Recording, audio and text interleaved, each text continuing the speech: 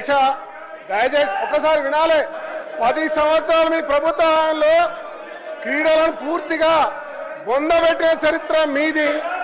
ఒక్కసారి ఇక్కడ ఆలోచన చేయాలి. కేటీఆర్ గారు, హరీష్ రావు గారు చెప్తా ఉన్నాం, దయచేసి వినాలి మీరు. అధ్యక్ష, ఈరోజు రేవంత్ రెడ్డి గారు రాష్ట్ర ముఖ్యమంత్రిగా మరొక్కసారి తెలంగాణ క్రీడాకారులను అంతర్జాతీయ స్థాయికి తీసుకురావడానికి ఇవాళ చరిత్రాత్మకమైన నిర్ణయం తీసుకోవడం ఈ రాష్ట్ర తెలంగాణ ప్రజల పక్షాన్ని నిజంగా ధన్యవాదాలు తెలియజేస్తా ఉన్నాం అధ్యక్ష.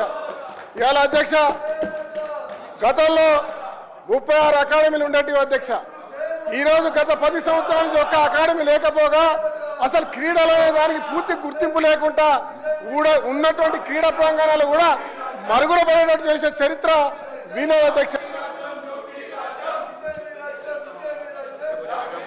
అధ్యక్ష, వాళ్ళ ప్రభుత్వం వచ్చిన తర్వాత అనేక నిబంధనలు తీసుకొచ్చారు అసెంబ్లీలో, రూల్ బుక్ అని.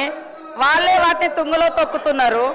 అదే కాకుండా వాళ్ళ హయాంలో ఖమ్మంలో కానీ గిరిజన రైతులకు, ఆదిలాబాద్లో మహిళలకు, జగిత్యాలలో గౌరారం దానికోసం గౌరారం దగ్గర హుస్నాబాద్లో, అదేవిధంగా భువనగిరిలో ఇట్లా అనేక మంది నిరసన తెలియజేసినటువంటి రైతులకు బేడీలేసింది వాళ్ళు. మొన్న లగచర్లలో జరిగిన దాని విషయంలో దృష్టికి రాగానే సీఎం గారు వెంటనే సంబంధిత అధికారులను కూడా సస్పెండ్ చేయడం జరిగింది.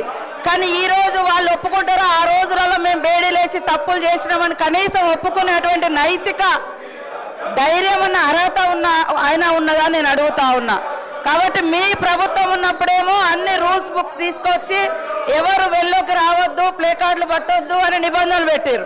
ప్రతిపక్షంలోకి రాగానే ఇంత దారుణంగా వ్యవహరించడం అయితే ఇది కరెక్ట్ కాదు. సభ్యులకు నిబంధనలు అన్నప్పుడు అవే నిబంధనలు వర్తిస్తాయి. మీరు అధికారంలో ఉంటే ఒక నిబంధన, మేము అధికారంలో ఉంటే ఒక నిబంధన అనేది కరెక్ట్ కాదు. కాబట్టి సభ్యులు ప్రాపర్ వేలో వచ్చి డిస్కస్ చేస్తే బాగుంటుందని కోరుతా ఉన్నాం అధ్యక్ష.